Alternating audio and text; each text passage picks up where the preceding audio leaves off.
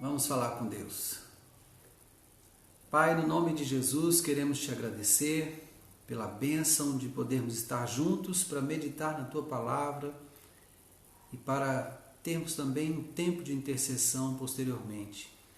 Ó Deus, em nome de Jesus, hoje, quando vamos estudar ou meditar no texto de Paulo aos Coríntios, capítulo 9, queremos, ó Deus, engrandecer o teu nome pela bondade do Senhor e nos permitir ter em mãos esse texto. Obrigado, Senhor. Queremos pedir ao Senhor que o Senhor nos guie, nos instrua durante esse tempo juntos, que a tua igreja seja edificada, fortalecida no Senhor e na força do teu poder. Pai, em nome de Jesus, guia-nos, orienta-nos, fala conosco durante esse tempo, que a boa mão do Senhor nos dirija em tudo e em todo momento.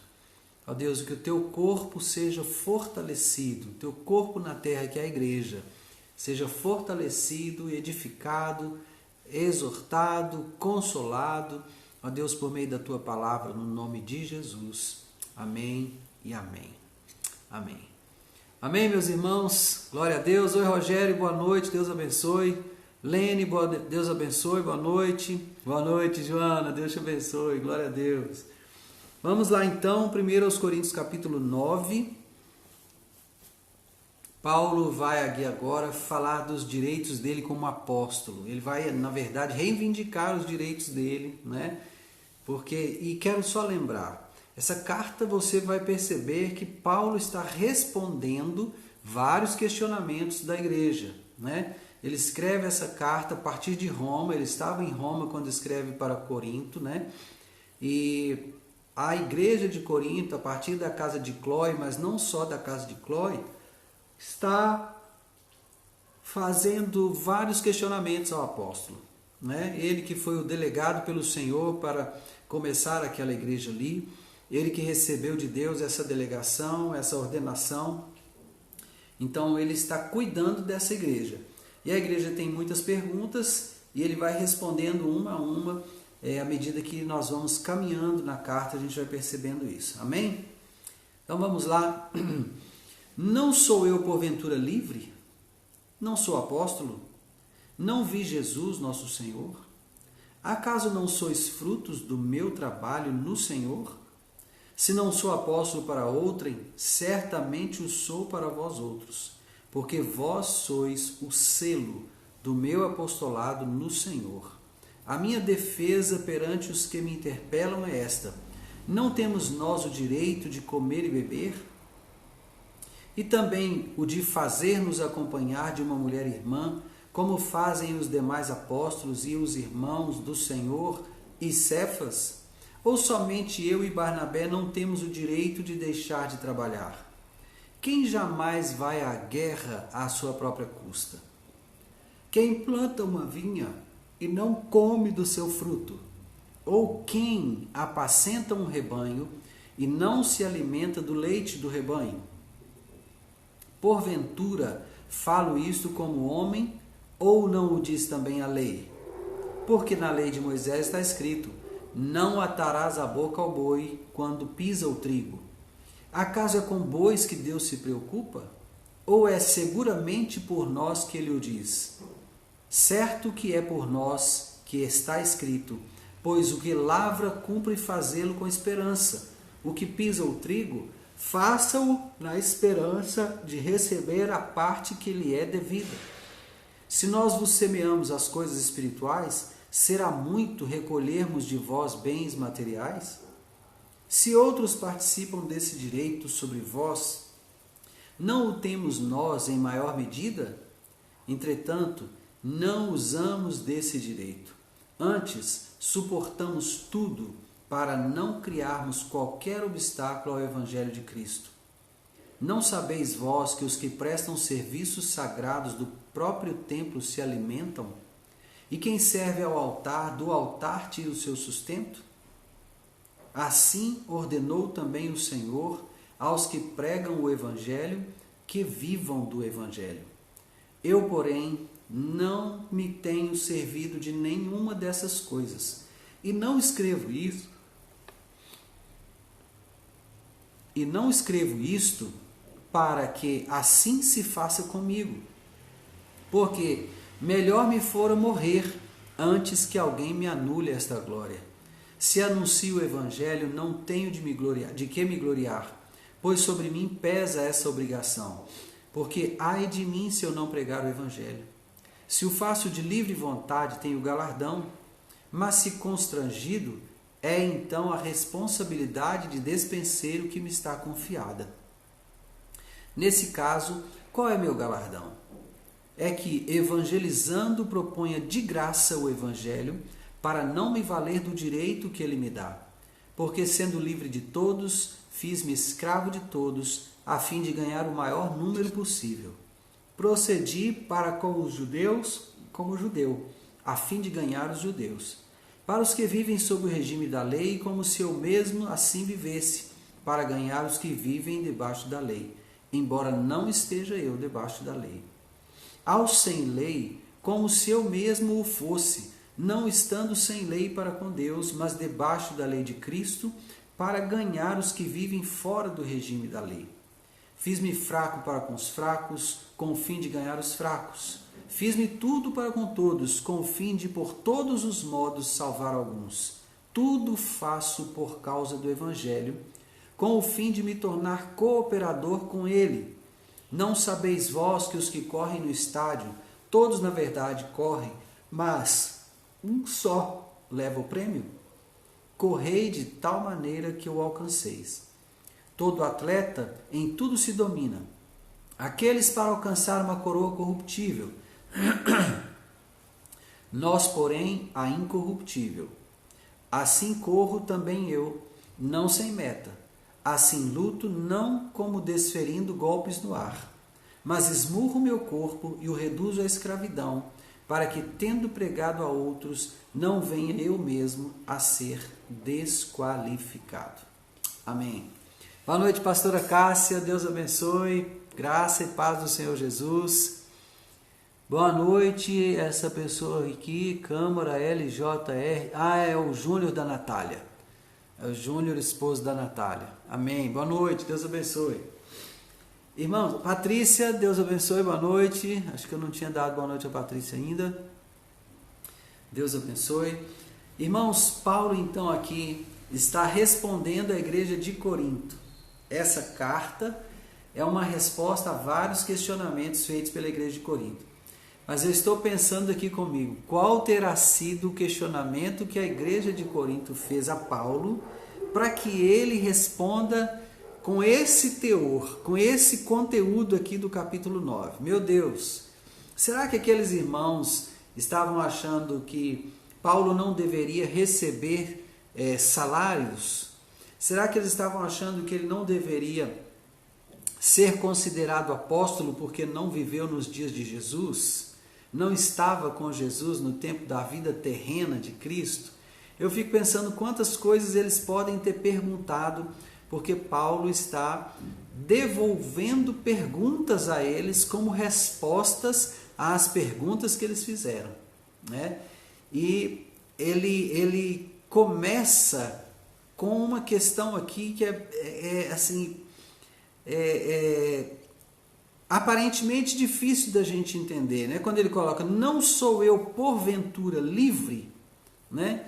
E livre aqui tem várias conotações. Tem a conotação de estar livre no sentido civil, né? Alguém que não é escravo, né? Tem a conotação de ser aquela pessoa que nasceu livre, nasceu fora do regime da escravidão, ou daquela pessoa que deixa de ser escravo, que foi liberto, alforriado. Livre também no sentido de ser isento, liberto, desimpedido, não estar atado por uma obrigação qualquer que seja ela. E ainda num sentido ético, livre do jugo da lei mosaica, né? Então, ele fala, porventura não sou eu livre? Agora, eu quero só te lembrar que ele está dando prosseguimento ao capítulo anterior, né? A carta não foi dividida em capítulos originalmente, né? Então ele termina o capítulo anterior dizendo: e por isso, se a comida serve de escândalo a meu irmão, nunca mais comerei carne, para que não venha escandalizá-lo. Ele está falando da comida sacrificada a ídolos, é o que nós meditamos na live anterior, né? Então, ele fala: bom, se isso traz escândalo para o meu irmão, não como mais carne, para que ele não se escandalize, né? Agora, ele está falando isso, irmãos, por quê?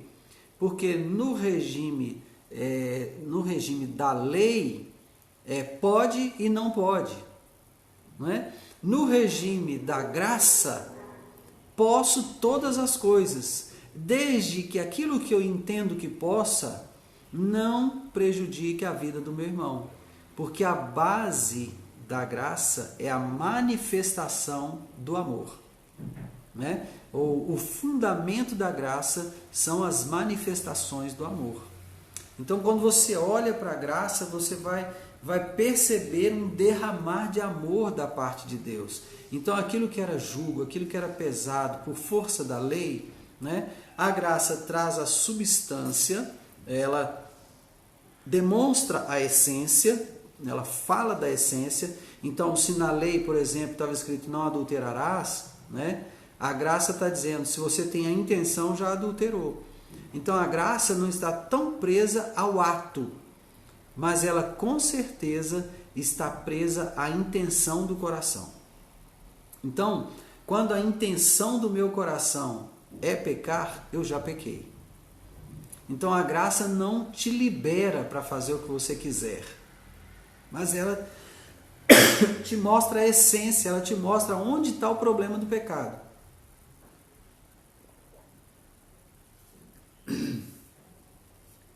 A graça te mostra onde nasce o pecado, né? Então nós vamos perceber que o pecado nasce dentro de nós. O pecado não é porque Satanás vem para te induzir, não é porque Satanás vem para te levar a pecar, Satanás vem te tentar. Não, não é isso. O pecado já está dentro de mim.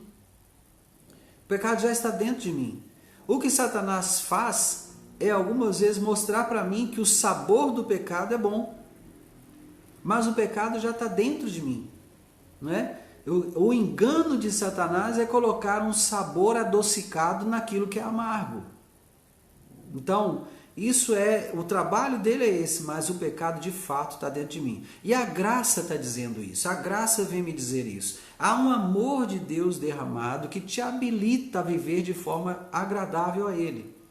Mas entenda que a substância da lei o pecado está dentro de você.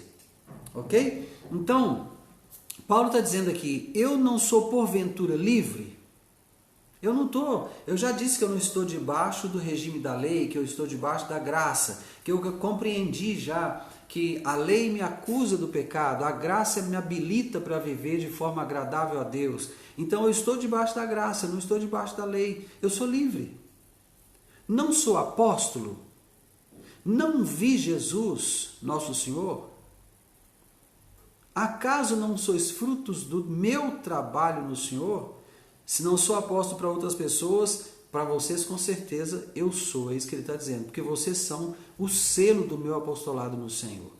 Então Paulo estava defendendo, né, a liberdade dele, estava defendendo o apostolado dele e ainda declarando que a igreja de Corinto era selo de Deus no apostolado dele. Eu fiquei sinceramente pensando quais seriam as perguntas que fizeram a Paulo, ou será se colocaram em dúvida o ministério apostólico dele, não é? Porque, irmãos, nós sabemos, existe gente de todo jeito, com vários níveis de coragem. Existem pessoas que nunca souberam que um dia eu fui reconhecido apóstolo, porque eu não faço questão nenhuma de dizer isso, não é? Mas existem pessoas que, sabendo disso, questionam, não é? Você foi reconhecido apóstolo por alguém que nem sabe o que é o apostolado e tal, enfim, né? Será que foi isso que perguntaram para Paulo? Será que foi isso que propuseram a ele, né? Então, ele vai... Travou aí? Está travado para mais alguém? Gente, me informem, por favor, se está travado para mais alguém. Aqui eu tenho internet tranquila, para mim está tudo normal. Voltou? Amém. Glória a Deus. Então, Paulo está dizendo que ele tem os mesmos direitos dos outros apóstolos. Ele está defendendo isso porque ele também é apóstolo. Só que Paulo, assim como os outros receberam essa delegação diretamente de Jesus, Paulo também a recebeu diretamente, mas num nível diferente. Paulo recebeu essa delegação de Jesus quando Jesus já tinha corpo glorificado. Paulo foi arrebatado até o terceiro céu, esteve com o Senhor e aprendeu o Evangelho diretamente de Jesus, irmãos. Então, o privilégio que Paulo teve de ter estado com Jesus num outro estado, vamos dizer assim, né? Jesus num corpo já glorificado, né? Jesus podendo mostrar para ele os sinais da cruz, os sinais dos cravos nas mãos, nos pés, os sinais da lança, se é que isso em algum momento foi necessário para Paulo ou para Jesus. Paulo não vai falar sobre esses detalhes, mas com certeza Paulo teve boas aulas a respeito do Evangelho, a respeito da graça, a respeito da lei. Paulo com certeza teve muitas explicações a respeito daquilo que era de fato necessário para vivermos de forma agradável a Deus. Com certeza ele teve tudo isso. Quem de nós não gostaria de ter esse privilégio, né? Eu gostaria muito. Se Jesus quisesse sentar comigo em qualquer momento, bater um papo comigo assim, sabe? Para eu entender melhor algumas coisas que eu não compreendo bem, eu iria amar. Iria amar mesmo. Eu não sei se eu ia aguentar, mas eu iria amar. Esse desejo que a gente tem de estar com Jesus, de estar perto dele, de aprender diretamente dele, né? Sem a interferência de nenhuma linha doutrinária, de nenhum ensino teológico que não fosse o dele próprio, né? Seria maravilhoso, né, pastora Cássia? Imagina que privilégio. Paulo foi essa pessoa, né? Paulo foi essa pessoa. Então eu fico tentando imaginar quais eram as questões que colocaram contra Paulo. Porque ele fala até sobre o comer e beber, irmãos. Será que nós não temos o direito de comer e de beber? Né? Não é verdade, Rogério? Todos nós, né? Que privilégio. Né? Aí sim seria mestrado e doutorado, hein, Rogério? Aí é nível de mestrado assim para mais de quilômetro, né? Ah, Jesus. Então, olha os questionamentos que fizeram para Paulo. A minha defesa perante os que me interpelam é esta: não temos nós o direito de comer e beber? E também o de fazer-nos acompanhar de uma mulher irmã, como fazem os demais apóstolos e os irmãos do Senhor e Cefas? Ou somente eu e Barnabé não temos direito de deixar de trabalhar? Olha só que interessante, irmãos. A vocação de Deus em nós, ou para nós, né? Pós-doutorando, é verdade. A vocação de Deus para nós, ou a chamada de Deus para nós, eu entendo, é para tempo integral. Sabe? Eu respeito os irmãos que trabalham em tempo parcial na obra de Deus. Eu respeito, tá? E não jogo pedra, eu não de jeito nenhum, não critico. Aliás, eu até fico admirado quando eu conheço uma pessoa que consegue tanto desenvolver o ministério quanto a carreira profissional lá fora.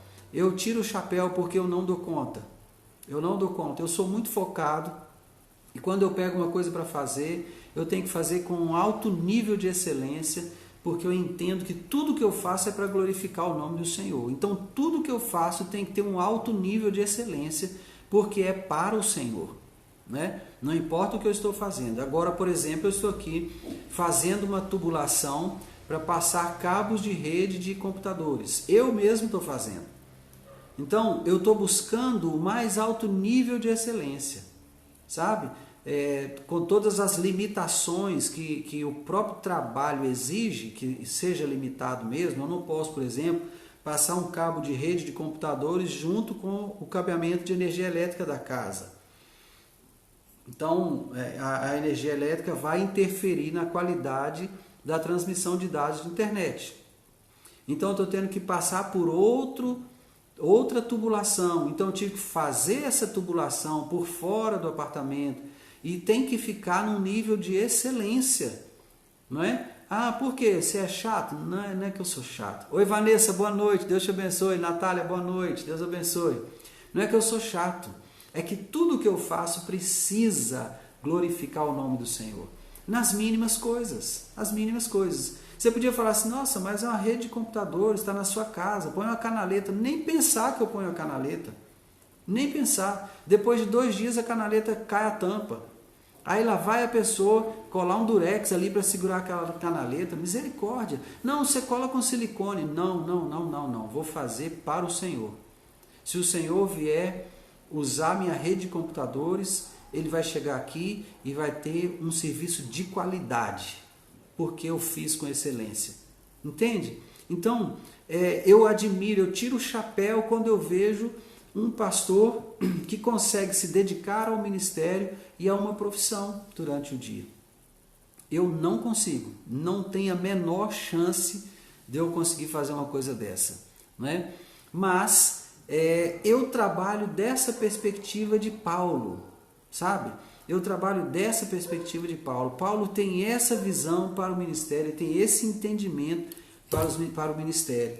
Então, quando ele fala de ministério, ele fala de dedicação integral. Exatamente, é fazer bem feito e fazer uma vez só, não tem que ter retrabalho, né? Então, ele aqui agora está questionando por que ele tem que trabalhar, já que ele é um apóstolo, já que ele recebeu essa delegação do Senhor, não é? Por que então agora ele tem que trabalhar? Luciana, boa noite, Deus te abençoe, seja bem-vinda. Estamos meditando em 1 Coríntios capítulo 9, viu? Fique conosco aí, estamos no versículo 7 agora. Então, todo mundo pode se dedicar tempo integral ao trabalho. Por que eu não poderia? Esse é o questionamento que Paulo está fazendo. Oi, Célia, boa noite, Deus te abençoe. Esse é o questionamento que ele está fazendo. E ele vai colocar, quem jamais vai à guerra à sua própria custa? Olha só, quem jamais vai à guerra à sua própria custa? Quem planta a vinha e não come do seu fruto?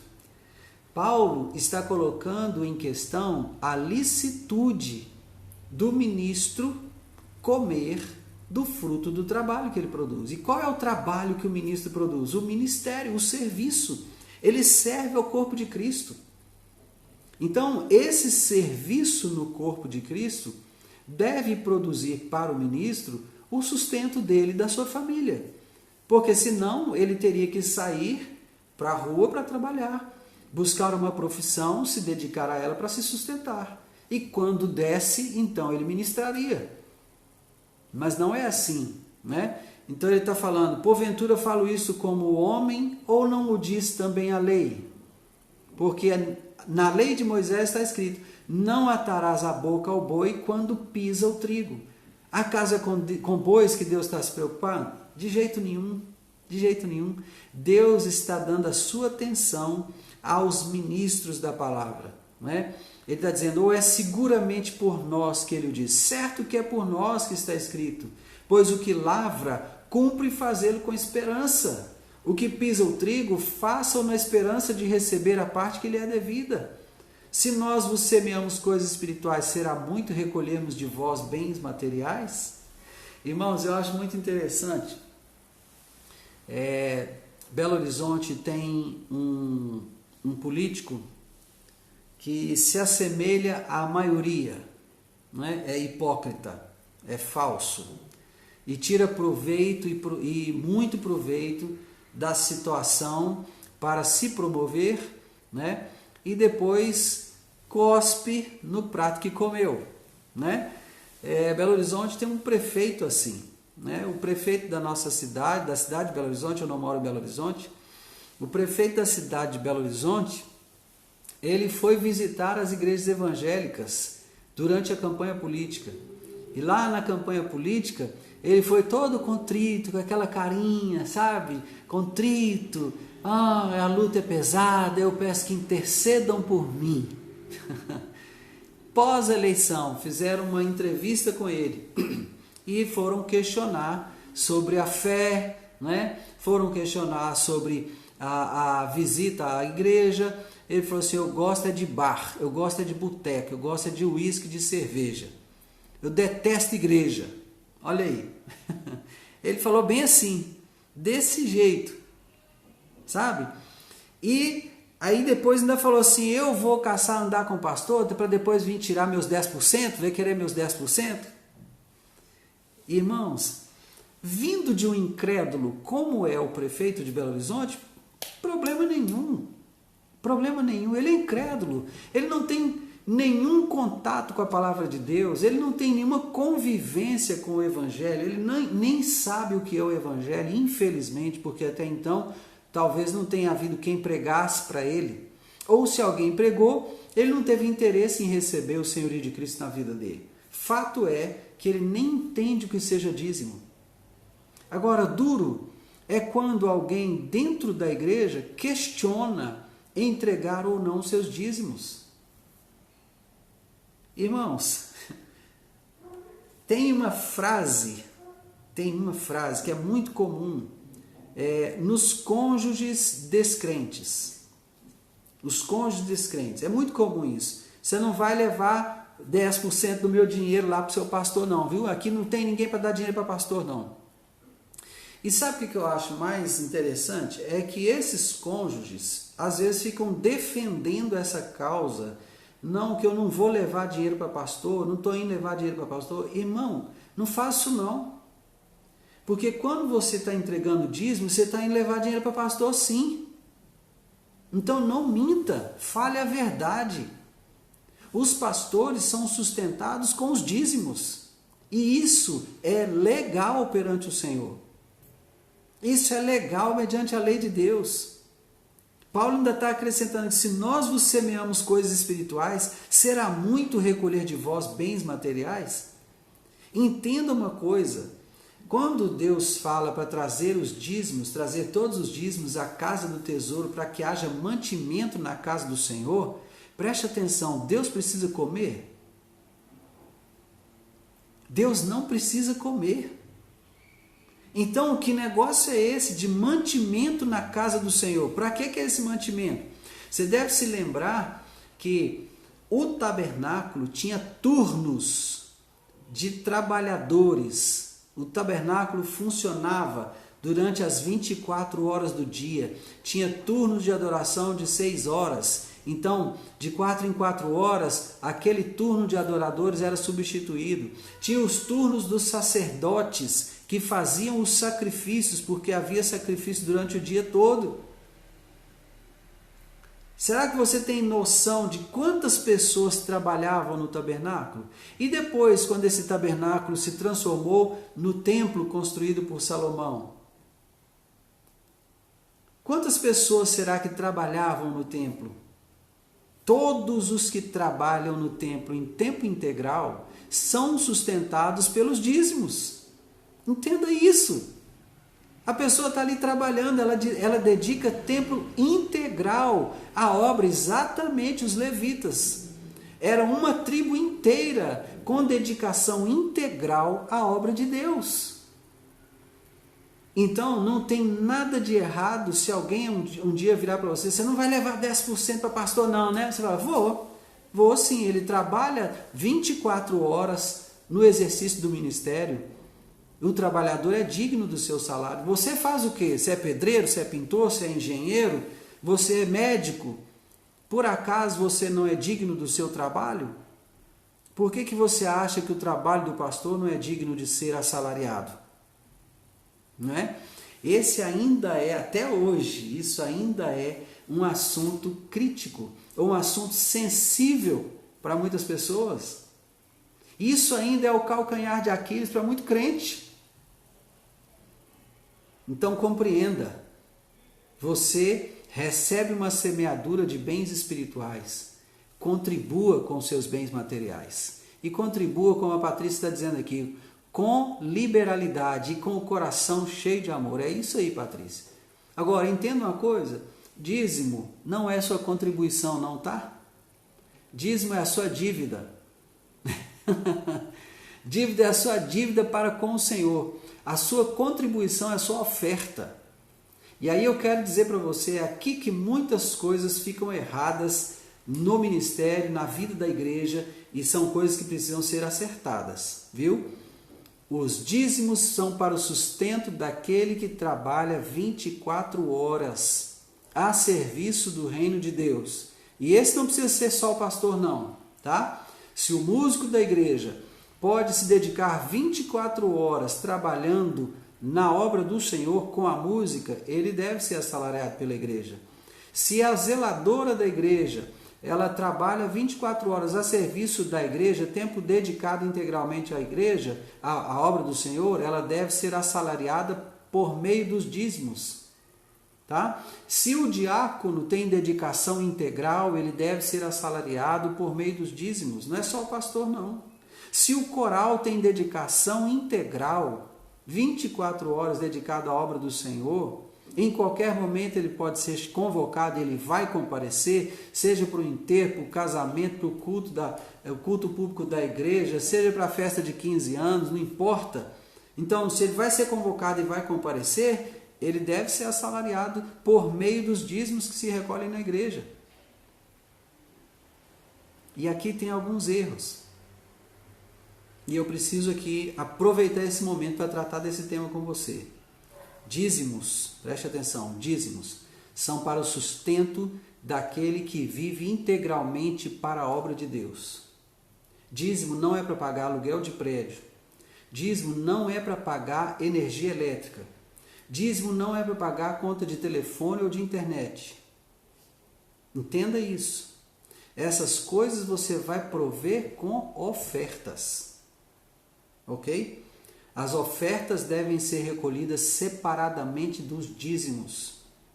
Não se deve recolher ofertas no mesmo gasofilácio onde se entregam dízimos, para que você tenha condição de saber o que é que está passando pelo caixa da igreja.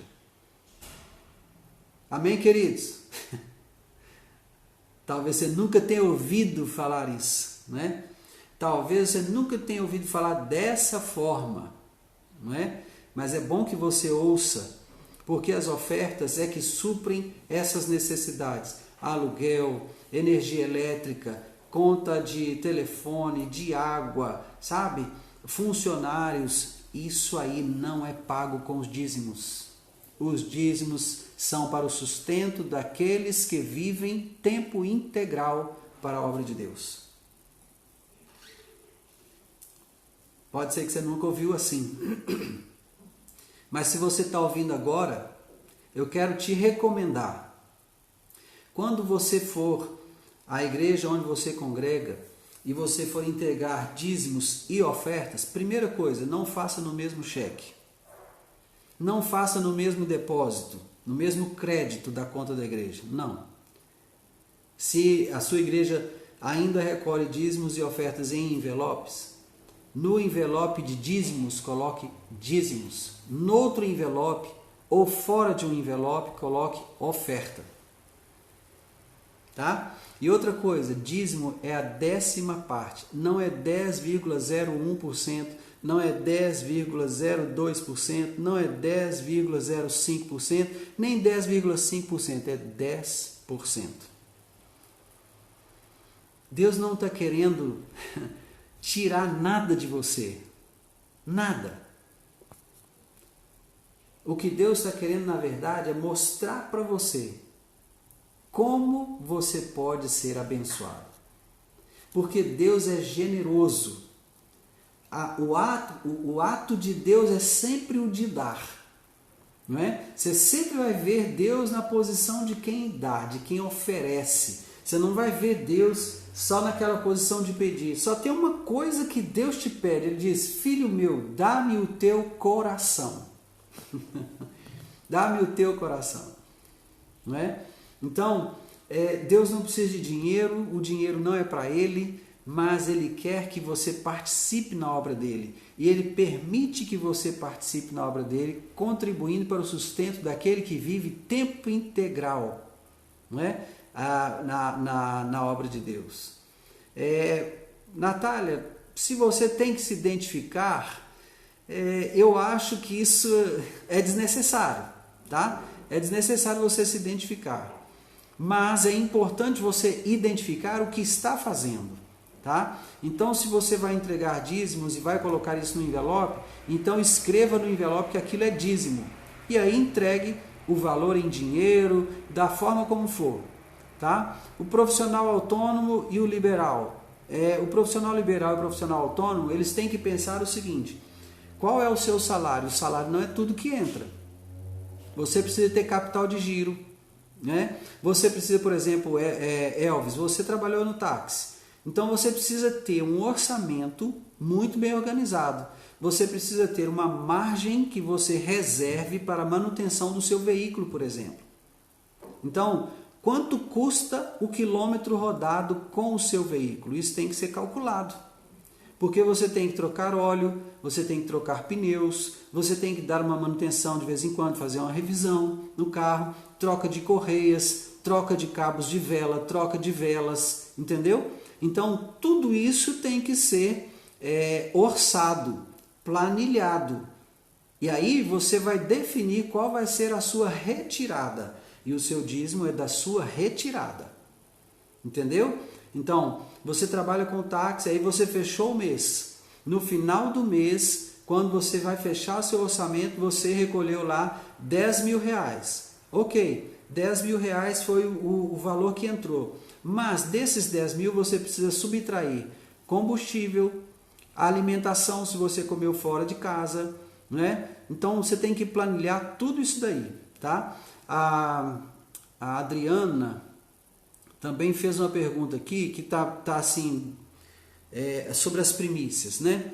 Adriana, é o seguinte,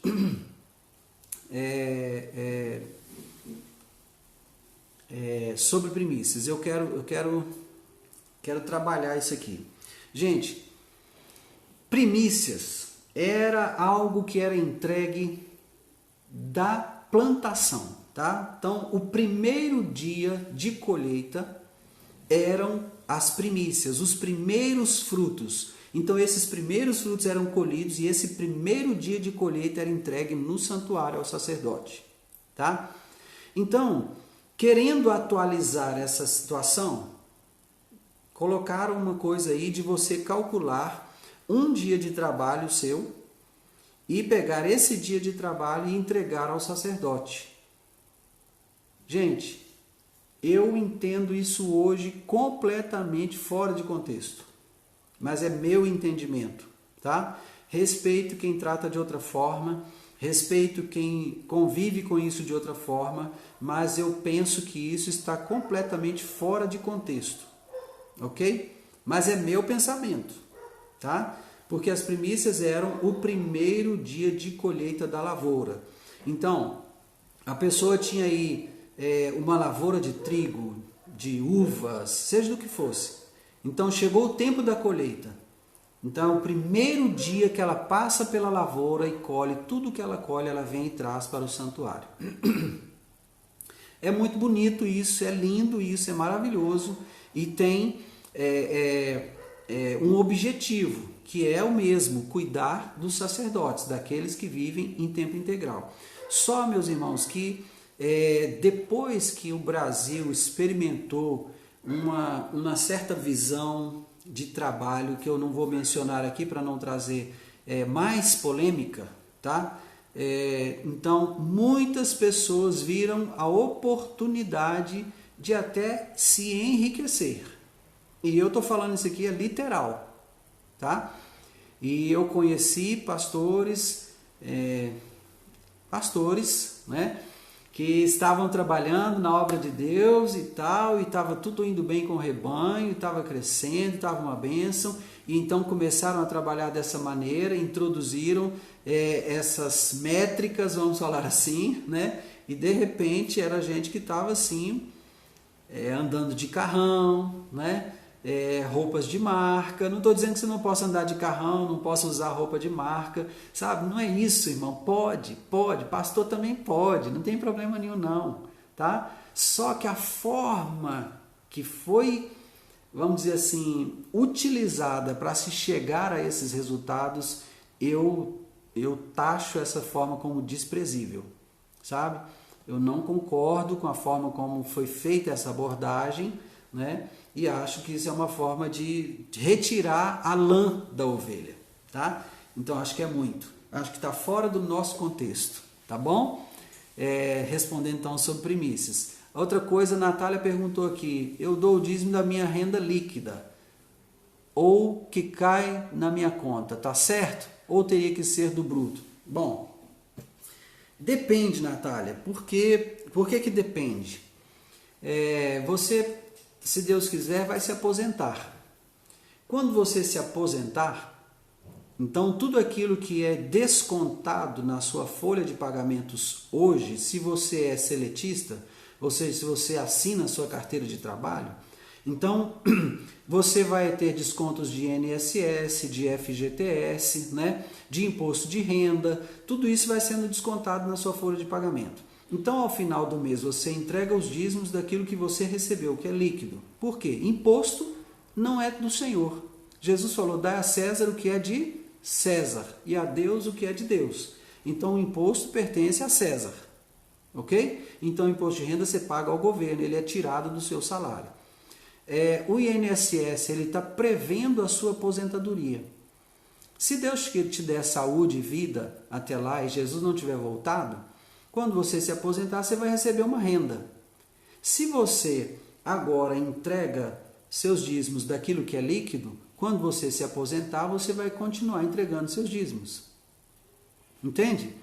Por quê? É uma reserva que você fez, aqueles 8% que são debitados da sua conta lá, né? E são depositados em seu favor para a sua aposentadoria, né? Então, quando você se aposentar, tá lá, você vai ter direito a isso. Então, você vai receber, inclusive, um acerto financeiro. Quando você encerrar sua carreira, você recebe um acerto. Aí, lá naquele acerto, você vai dizimar daquele acerto e, a partir daí, mensalmente, da sua aposentadoria. Entende?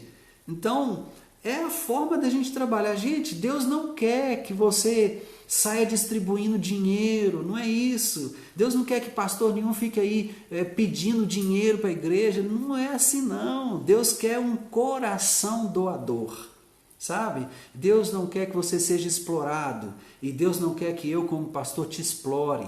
Então não é por aí, irmãos. Nós vamos dar com liberalidade, vamos dar com alegria, isso vai aumentar a alegria no nosso coração. Você que é generoso sabe como é gostoso doar.